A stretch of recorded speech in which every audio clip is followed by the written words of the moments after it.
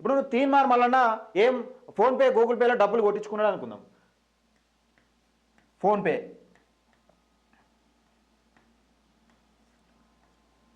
Google pay, GPay,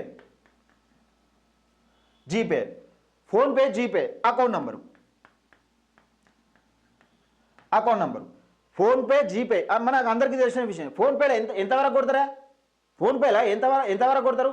ఇప్పుడు మల్లన్న సాయం అడిగిండు ఒక వ్యక్తికి, సపోజ్ నేనే వేయను అనుకో, క్యూనిస్కు వేనా, ఒక వ్యక్తిని సాయం అడిగి, ఇప్పుడు ఈ బిడ్డకు సాయం కావాలి, ప్రతిసారి మిమ్మల్ని అడగలేను, ఈ నంబర్కు కింద ఉన్న ఫోన్పే జీపే నంబర్కు లేదా ఫోన్పే నంబర్కు లేదా అకౌంట్ నంబర్ కొట్టండి, ప్రతిసారి మిమ్మల్ని అడగకుండా.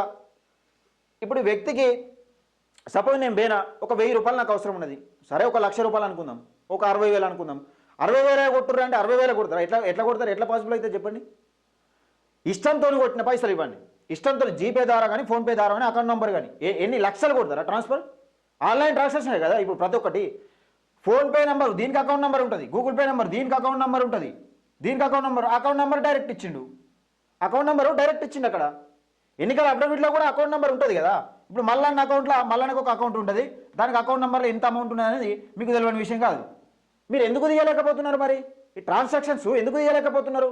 దమ్మున్న సవాలు విసురుతున్నాయి ఇప్పటికి కూడా. మల్లన్న ఫోన్పే, జీపే ద్వారా అక్రమంగా సంపాదిస్తే, అక్రమంగా పైసలు వాడుకుంటే ప్రతి దానికో అకౌంట్ నెంబర్ ఉంటుంది. మీరు గింత మేధావులు మీకు తెలియకపోవడం ఏంది? తెలుసు, కానీ ఏంటంటే ఒక ఆరోపణ చేయాలి. బీసీ నినాదం ఎత్తుకుంది కాబట్టి ఒక ఆరోపణ చేస్తే నిజంగానే ఫోన్పే, గూగుల్ పే ద్వారా అక్రమంగా ఫోన్పే, గూగుల్ ద్వారా ఎన్ని లక్షలు వస్తాయి రోజు? ఇప్పుడు ఒక వ్యక్తి ఎన్ని లక్షలు కొడతాడు?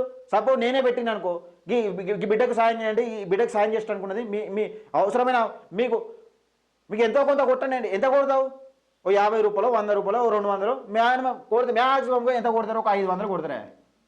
500 రూపీస్ లేకపోతే 1000 రూపీస్ కొడదాం అనుకో, 1,00,000, 2 లక్షలు కొడతారా ఫోన్పేలా? గింత కామన్ సెన్స్ అసలు మీకు గంత తెలివి కలవారు మీరు కామన్ సెన్స్ లేకుండా ఏం ఆరోపణ చేశారు? ప్రతి ఒక్కటి ఇట్లా పేపర్ పట్టుకొని ఇది నేను బఫర్ జోన్లో ఉన్నది, ఇది ఎఫ్టీఏలో ఉన్నది, ఇది నేను కవితకు సంబంధించిన అక్రమాస్తులు, ఇవి ఇక్కడ ఉన్నాయి, వీళ్ళతో సంబంధం ఉంది, వీళ్ళకు వ్యాపార సంబంధాలు ఉన్నాయని మాట్లాడతారు కదా. ప్రతి ఒక్కటే ప్రెస్ మీట్ పెట్టి చెప్తారు కదా. అలాంటిది ఇప్పుడు మీకు అపోజిట్గా నిలుచున్న వ్యక్తి నిజంగా మీరు కాంగ్రెస్ పార్టీకి కక్ష కట్టి మీకు ఒకవేళ మిమ్మల్ని ఎల్లగొట్టింది అనుకుంటే, కాంగ్రెస్ పార్టీ పెట్టిన అభ్యర్థి తీన్మార్ మల్లన్నను, ఒక బీసీ బిడ్డను నిజంగా ఓడగొట్టేందుకు ప్రయత్నాలు చేయలే. మీరు అప్పుడు ఎందుకు సైలెంట్గా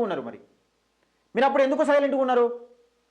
ఫోన్పే, గూగుల్ పే ద్వారా మల్లన్న టీమ్ సొసైటీ, మల్లన్న అదే టీం ద్వారా సంపాదించిన డబ్బులు account number, PhonePe number, Google pay number, account number ద్వారా వచ్చిన డబ్బులు అక్రమంగా వాడుకున్నాడు అని ట్రాన్సాక్షన్స్ ఎందుకు తీసి చూపెట్టలేకపోయారు? బక్కా జడ్సన్ గారు ఇప్పటికైనా తెలంగాణ ప్రజలకు సమాధానం చెప్పాల్సిన అవసరం ఉన్నది.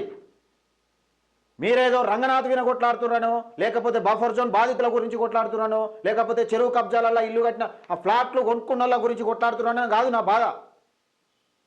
తీన్మార్ మల్లన్న వినా ఎలిగేషన్స్ చేస్తున్నారు కదా, మీరు కొట్లాడండి, తప్పులేదు.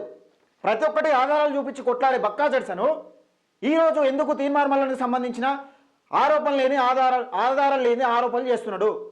అది నా పాయింట్ అంతే.